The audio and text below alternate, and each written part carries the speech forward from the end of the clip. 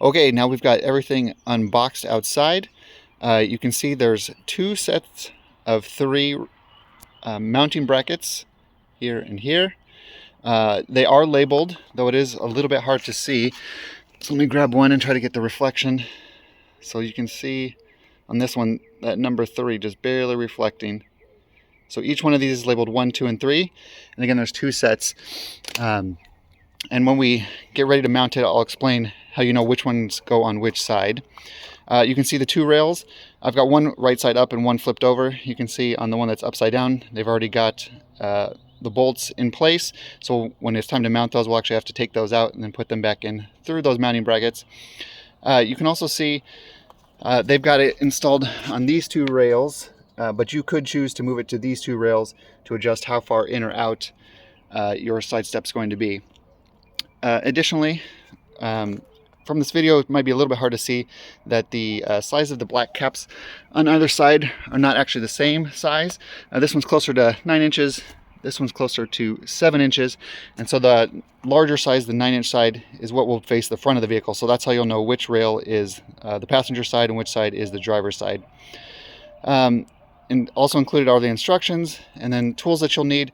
Really all you're going to need is a 12mm wrench. I also have a box cutter. I just use that to open up this box and then use the flaps from the box that came in just to protect everything while I'm working on the ground. So first we'll get started mounting the brackets to the underside of the vehicle, and we'll go from there.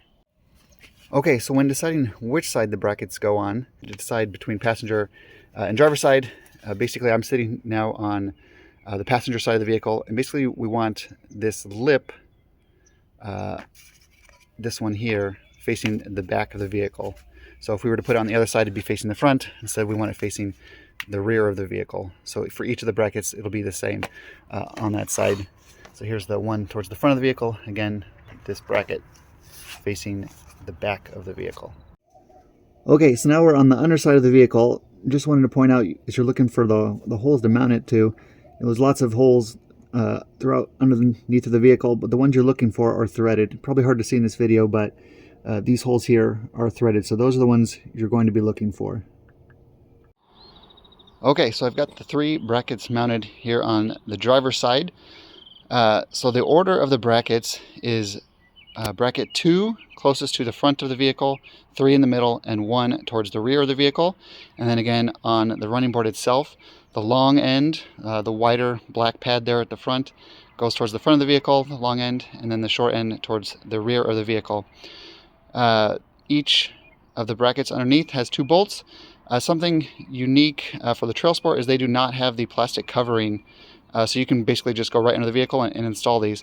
On other trims, there is a plastic piece blocking where bracket 2 goes.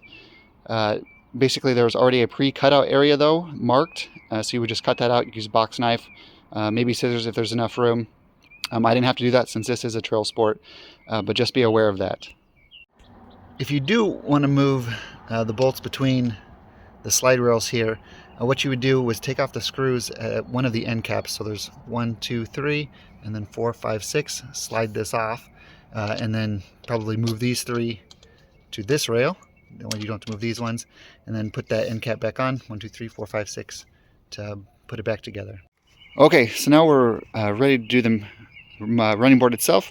You can see the bolts on the bottom there, so I just loosen those up a little bit, and then basically I'm just going to slide these along and position them so that they're close to where the brackets actually are. So for this front bracket, putting the 2 down towards this end to get the washer at least in the right place, and then I'll take the bolts out, then put it up on to the bracket itself and put those bolts back in. Okay, back underneath the vehicle, you can see these washers on the tracks, and basically we're just trying to center them in the mounting bracket. So just sliding that washer on there till it's centered up, and then putting the bolt in. And right now I'm just loosely tightening them so that I can adjust the positioning of them before tightening everything down. Okay, all 6 bolts are now in, but not tightened down. So this is where now you can make the adjustment how far in or out you want the rail to be, as well as front to back. You can slide it to adjust it between the front and the back doors. And then once you get in the position you want, you can tighten everything down. Okay, now I've got everything positioned where I like it, basically just slightly overhanging both of the doors, and then pretty close to flush with the vehicle. And you can see here's what it looks like, how much room you've got on the step itself with the door open.